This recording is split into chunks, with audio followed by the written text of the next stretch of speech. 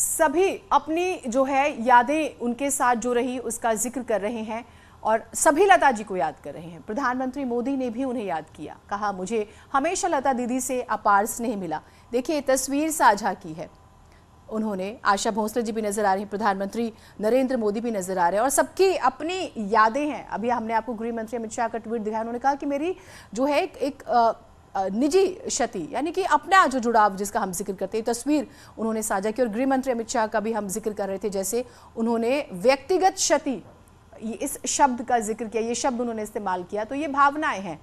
और देखिए मुझे हमेशा लता दीदी से अपार स्नेह मिला, उनके साथ मेरी बातचीत अविस्मरणीय रही। देखिए ये जो प्रधानमंत्री ने अपनी भावनाएं व्यक्त की है वो हम आपके साथ साझा कर रहे हैं।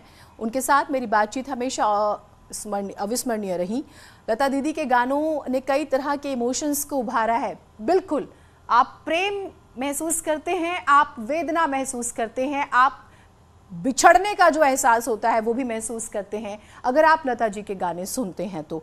सुर और संगीत की पूरक लता दीदी ने अपनी सुर साधना व मंत्र मुग्ध कर देने वाली वाणी से न सिर्फ भारत बल्कि पूरे विश्व में हर पीढ़ी के जीवन को भारतीय संगीत की मिठास से सराबोर किया। संगीत जगत में उनके योगदान को शब्दों में पिरोना संभव नहीं है। उनका निधन मेरे लिए व्यक्तिगत क्षति है, जिसका मैं जिक्र भी कर रही थी अभी।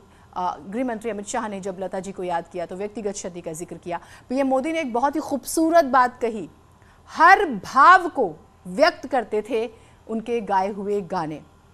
ऐसे तमाम गाने हैं जो आपने सुने, आप पसंद करते हैं, आपसे बड़े जो रहे, आपके पेरेंट्स की बात करें या उनसे भी बड़े जो रहे, सभी ने। और राजनीति के तो हर दौर को उन्होंने देखा है। उन्होंने ऐसा गाया कि नेहरू जी रो दिए, ऐ मेरे वतन के लोगों का हम जिक्र कर रहे हैं, बड़ा ही मशहूर किस्सा है। उसके अलावा जब हम बात करते हैं आज की जनरेशन की, तो वो भी उनके गानों को सुनती है एकांत में बैठकर। इस तरह के भी गाने हैं। वसीम हमारे साथ जुड़े हुए हैं। वसीम, हम यहाँ पर जो एहसास कर पा रहे हैं, महसूस कर पा रहे हैं, यकीनन वहां पर तो एक अलग ही माहौल होगा।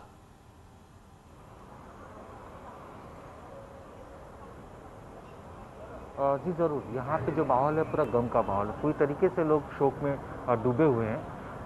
ये जिस सड़क पे खड़ा हूँ मैं, इस सड़क के बारे में बताना चाहूँगा पहले कि बहुत ही बिजी सड़क होती है।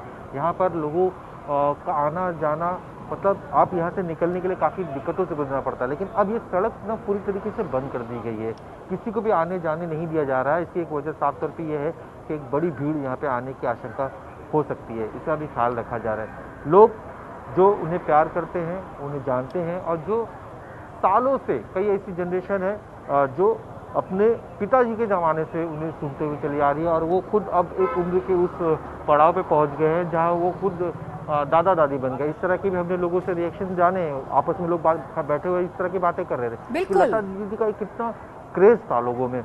उनके जो गाने थे जब वो सुनते थे उन्हें अक्सर कहीं ना कहीं खुशी का एक माहौल साफ तौर पर दिखाई देता। आज उन्होंने अपनी बंद नम आंखों से लोगों के बीच वो उन्हें छोड़कर चली गई हैं। इस बात को लोग अब भी पूरी तरीके से हजम नहीं कर पा रहे हैं कि अब उनके साथ ये मान नहीं पा रहे हैं कि वो अब उनके साथ नहीं है। जी बिल्कुल। और हम अपने दर्शकों को उनकी ज़िंदगी से जुड़े कुछ दिलचस्प किस्से भी बता रहे हैं। वसीम आप रहिए। उनका नाम लता कैसे पड़ा, इससे जुड़ा भी एक किस्सा अपने दर्शकों के साथ साझा करते हैं, क्योंकि पिता जो हैं वो गायक थे और मराठी ड्रामा कंपनी चलाते थे। उसी में एक नाटक बना भाव बंधन, जिसमें एक किरदार था लतिका नाम का। बस वो इतने प्रभावित हुए उनके पिता इस नाम से कि उन्होंने बेटी का नाम बदलकर लता रख दिया। 5 साल की उम्र में लता अपने पिता के सामने गाने से बची थी। एक दिन अचानक पिता ने लता को गाते हुए सुन लिया, चौंक गए और उसके बाद जो है उन्होंने तय कर लिया कि भाई मैं अब आपको गाना सिखाऊंगा, और फिर सिखाया। और देखिए किस्से तो ऐसे भी है संघर्ष के कि सिर्फ 2 दिन ही वो स्कूल जा पाई थी। उसके बाद जिंदगी, परिवार की जिम्मेदारी बड़ी थी, उस लिहाज से उन्होंने अपने परिवार को भी संभाला। कुछ जानकारियां भी आपके साथ हम लगातार साझा कर रहे हैं। जो जानकारी आ रही है, दोपहर 12:30 बजे पार्थिव शरीर घर ले जाया जाएगा। ये जानकारी जो है वो आई है, वो हम आपको बता रहे हैं।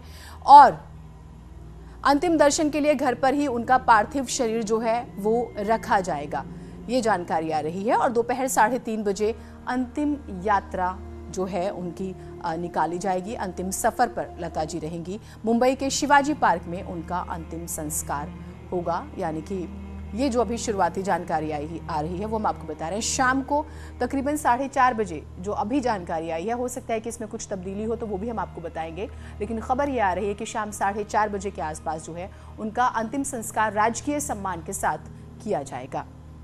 तो ये जो शुरुआती जानकारी हम आपको बता रहे हैं और हर जगत के लोग जो है अपनी भावनाएं व्यक्त कर रहे हैं। सांसद रवि किशन जो हैं उन्होंने भी लता जी को याद किया और उन्होंने भी, क्योंकि वो खुद इस जगत से हैं, बॉलीवुड में उन्होंने काम किया, भोजपुरी सिनेमा में, और उन्होंने हर तरह के गाने गाए, तो उन्होंने भी उन्हें याद किया। खबर स्वर कोकिला लता जी हम लोग के बीच नहीं रहे। पूरा सिनेमा जगत, संगीत जगत आज अनाथ हो गया, अपनी मां को खो दिया। आवाज कहां से आएगी? भारत की पहचान थी लता जी। लता दीदी ने संगीत को और आवाज को एक संस्कार, संस्कृति के साथ, एक क्लास के साथ जो एक मुकाम दिया था, वो अब भरपाई बहुत मुश्किल है। सिनेमा जगत का सबसे बड़ा काला दिन आज लता दी का चले जाना। महादेव उनको अपने श्री चरणों में स्थान दे।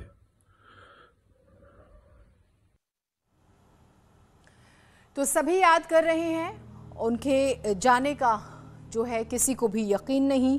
और वसीम हमारे साथ जुड़े हुए हैं। वसीम, ये जानकारी जो मिल रही है कि देखिए राष्ट्रीय शोक का ऐलान भी हुआ है, उसके अलावा 3:30 बजे अंतिम यात्रा जो है उनकी निकाली जाएगी। उससे पहले पार्थिव देह जो है घर पर रखा जाएगा दर्शनों के लिए। हम ये भी देख रहे हैं कि कोविड काल भी है, तो कोई नियम कायदा, कोई जानकारी वहां पर वसीम?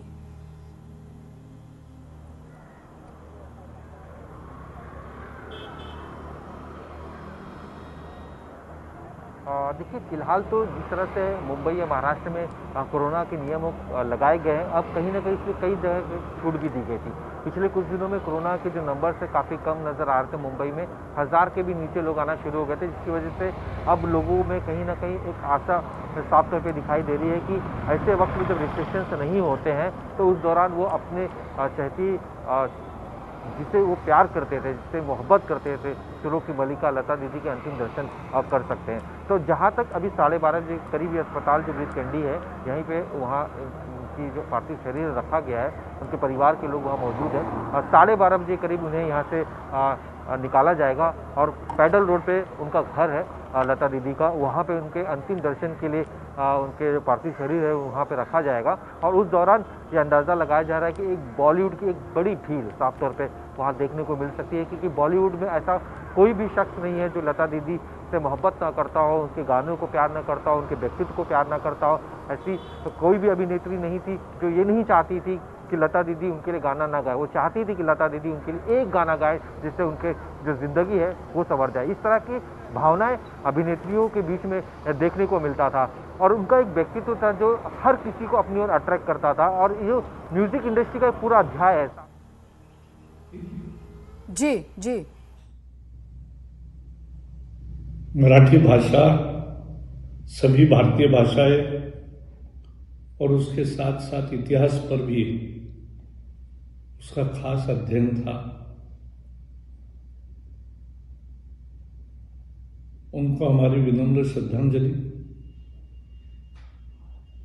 हमेशा याद रहेगी लता, और हमारे साथ रहेगी उनके संगीत से।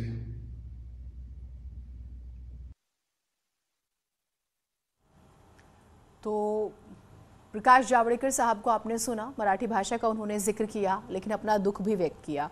वसीम, सभी, अगर हम न सिर्फ बॉलीवुड इंडस्ट्री की बात करें, राजनीतिक जो क्षेत्र के लोग हैं, प्रधानमंत्री ने उन्हें याद किया और बाकायदा वो तो उस भावना का भी जिक्र कर रहे हैं जो हमने उनके गीतों में सुना और उसमें हम अपने आप को बहुत जीवंत महसूस करते हैं, खुद को जीते हैं।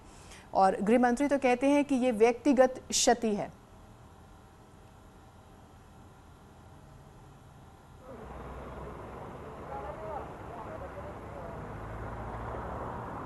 जरूर, जिस तरह से लता दीदी ने लोगों के बीच में एक अपनी पहचान, अपनी छाप छोड़ी थी, अपने व्यक्तित्व की एक छाप छोड़ी थी।